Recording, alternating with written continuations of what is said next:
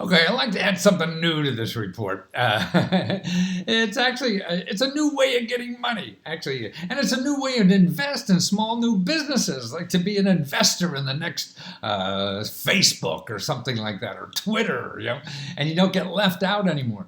And it's part of crowdfunding, but I've been following crowdfunding about 3 years now, and they've been talking about this where the little guy could invest, and it's really equity crowdfunding. See, this is for you to buy a share of the company. See, most crowdfundings, when you invest in a company, you're getting a product maybe ahead of time. Somebody invents a new watch or something like that, and they need $100,000 to make it. And then when it comes out, you got one for $50 because you were one of the early backers. So you gave them the 100 grand to make the money. And that's still available and very popular, and that's growing exponentially every year. But, how do you become an investor in the business? Or how does a small business person, look for investors? Because now if you have to become a publicly held company, in other words, get people to invest in your business, you got to go to the Securities and Exchange Commission, and it costs hundreds of thousands of dollars in legal fees and stuff like that. Well, now they made it easier. Now, a couple of years ago, they started with what they called accredited investors. And these are really fat cats, accredited investors. They're somebody making at least $250,000 or $200,000 a year or have $1 million in income, and they're allowed to invest in companies. And I have a whole bunch of sites that in an earlier video I told you about how to do that. Now, you as a small business could put your site, could put your business there to raise money from these fat cats. But they have to be fat cats, So it's nice for the entrepreneur, but as for an investor, or if you're looking for small investors to invest in your business, maybe you have a trucking business that you're looking for small investors to do it. So this is how to do that. So you could look for smaller investors, and actually here's the rules here.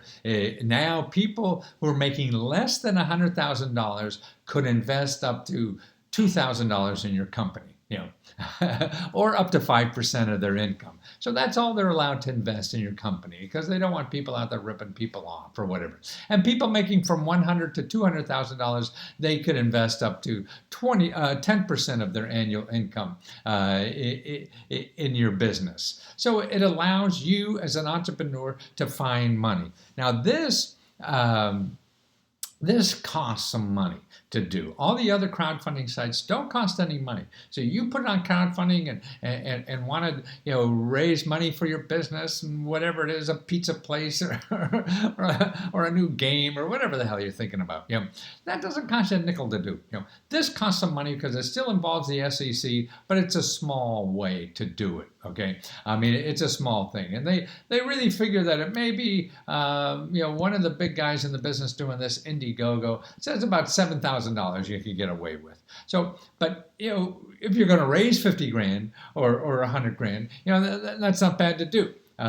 So that's really interesting, I think, to consider, no matter what kind of business you have, or if you want to look for the next big deal to get into. Because see, before, when all the companies didn't go out to big investors, all the fat cats, so you had to belong to a country club to get in on this game, or already be a fat cat to get in. So here is a way for the little guy to invest in the beginning stages of some big hot company someday. Here are the big players in the game. One is Indiegogo. Now, they're already in the crowdfunding business, and they're like number 2 almost in the business after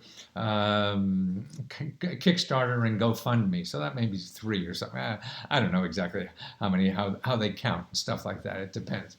So they're one of the top 3, but they're the only one in this equity. And I feel that they're a good place to start if you're thinking about this, because they're really keyed in on the little guy.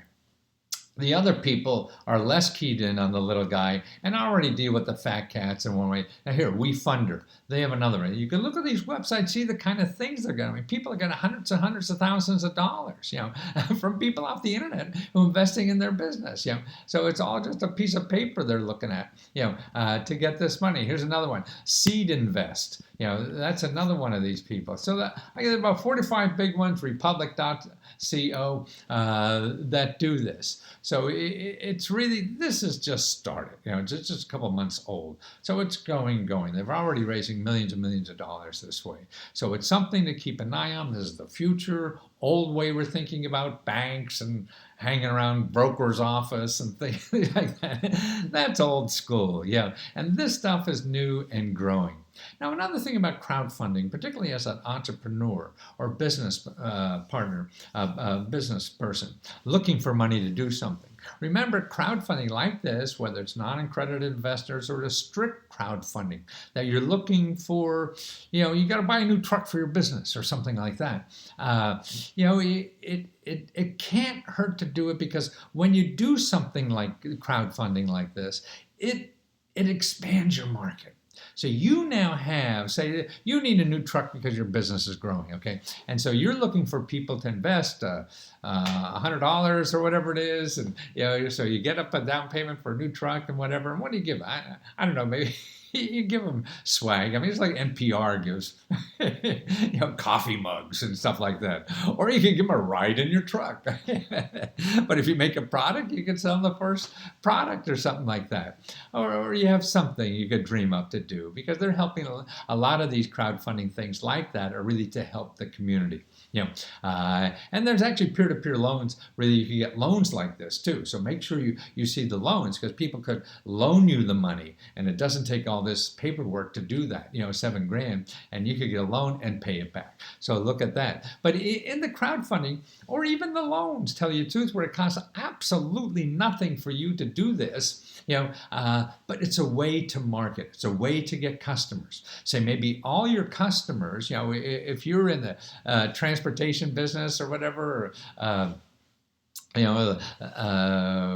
trucking business. So all the people, you could ask them for money, for loans, because you're doing a fundraising campaign. So they become invested in your business. If you're going to open a coffee shop or something, you go to community there who are potential customers. They become your marketing people now, because, hey, yeah, this guy's a good guy. He's a good business, and he's going to grow, and I lend him money. And so that's the word of mouth thing.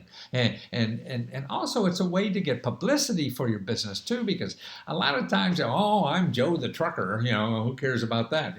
But Joe the trucker is trying to raise down payment money for a new truck. He becomes a good local story or whatever. Or in your trade magazine, like all your potential customers, maybe the shippers, So Shipping Magazine will write about you because you're this ingenious person who's using, crowdfunding to get a down payment on a new truck, so he could help the shippers out there, in a more, economical or faster, better way, to do their business or whatever. So that's why it's great. You build up loyalty, you build up customers, and that's why, to me, most of life is just energy. You have to have the energy to do something. You have no idea what's going to work.